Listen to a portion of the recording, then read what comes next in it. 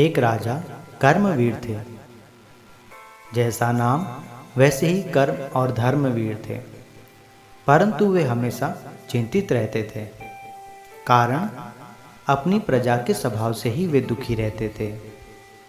उसके राज्य के सभी लोग बेहद आलसी थे। वे कोई भी काम करना ही नहीं चाहते थे।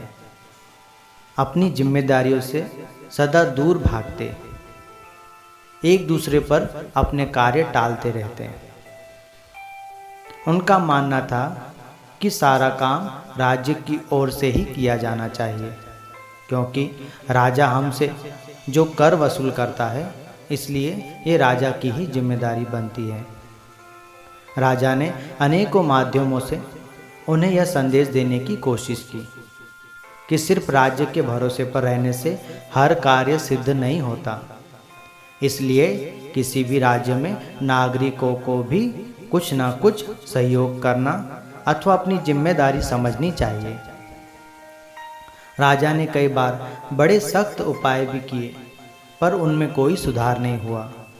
राजा को ऐसा लग रहा था जैसे कि वो किसी भैंस के आगे बीन बजा रहे हो, और सोच रहे थे यदि ऐसे ही चलता रहा तो हमारे राज्य की यश और कीर्ति सब नष्ट हो जाएंगी। राजा कर्मवीर और उनके मंत्री ने मिलकर एक उपाय निकाला और सुबह प्रातःकाल सूर्योदय से पहले ही नगर के मुख्य मार्ग के बीचों बीच एक बड़ा सा पत्थर रखवा दिया, जिससे आने जाने का मार्ग अवरुद्ध हो गया। सुबह सुबह एक व्यापारी घोड़ा गाड़ी से वहां पहुंचा। तब उसने देखा कि बीच में एक बहुत बड़ा पत्थर पड़ा हुआ है। उसने अपनी घोड़ा गाड़ी वापस मोड़कर दूसरे मार्ग से चला गया। इसी प्रकार कई नगरवासी पत्थर को देखकर सोचे, कितना बड़ा पत्थर यहाँ कैसे आ गया। एक व्यक्ति ने कहा, क्या हमें इसे हटाना चाहिए? दूसरे ने कहा, नहीं नहीं, हमें इससे क्या करना, यह कोई हमारा काम थोड़ी है, जिसका काम है वही जाने। कई राहगीर इसी तरह आते और पत्थर देखकर वापस लौट जाते। कुछ समय बाद एक गरीब किसान अपनी बैलगाड़ी से वहां आया। अब वह सोच में पड़ गया कि मैं आगे कैसे जाऊं। फिर वो नीचे उतरकर उस पत्थर को हटाने लगा, परंतु पत्थर बहुत बड़ा था। हटने की तो छोड़ो, वो तो हिल डुल भी नहीं रहा था। उसने देखा आसपास लड़के खेल रहे हैं। उन लड़कों को बुलवाया और उनके साथ मिलकर वो पत्थर हटा दिया। जैसे ही पत्थर हटा, वहाँ एक कागज नजर आया और उस पर लिखा था, इस कागज को राजा तक पहुँचाओ।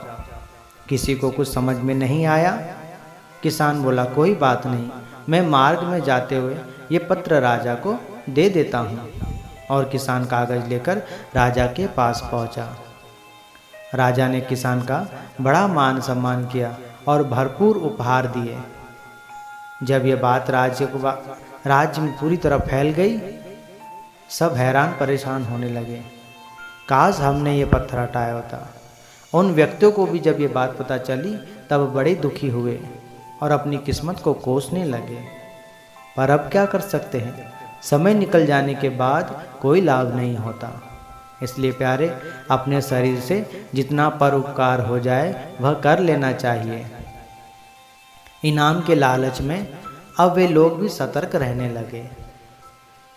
अब जो भी छोटे मोटे काम होते वह स्वयं ही करते, राज्य के सभी कार्यों में सहयोग करने लगे और हर तरह के काम करने लग गए। और धीरे धीरे यह उनकी आदत में ही शामिल हो गया। पहले तो नहीं करते थे, पर लालच के कारण धीरे धीरे यह उनकी आदत में शामिल हो गया। इस प्रकार राजा की चिंता भी मिट गई और सारा राज्य भी खुशहाल हो गया। कहने का तात्पर्य है कि हमारा देश, हमारा राज्य, हमारा समाज और हमारा परिवार पिछड़ते जा रहा है, क्योंकि हम सब आलसी बन गए हैं। एक दूसरे की सहायता करना ही नहीं चाहते। यदि कोई आगे बढ़कर काम कर रहा है तो हम उसका पैर खींचकर उसे पीछे करना चाहते हैं। हम खुद भी नहीं करेंगे और दूसरों को भी नहीं करने देंगे। इसी कारण हमारा परिवार, हमारा समाज कितने समय से दुख और कष्ट उठाते आ रहा है, और हम भी दूसरों को ही दोष देते हैं कि उसने यह काम नहीं किया, उसने वह काम नहीं किया, परंतु यह विचार नहीं करते कि हमने क्या किया, हमने अब तक क्या किया है और हम आगे क्या कर रहे हैं। इस पर जरूर विचार करना चाहिए। बोलिए श्री गुरुदेव भगवान की जय।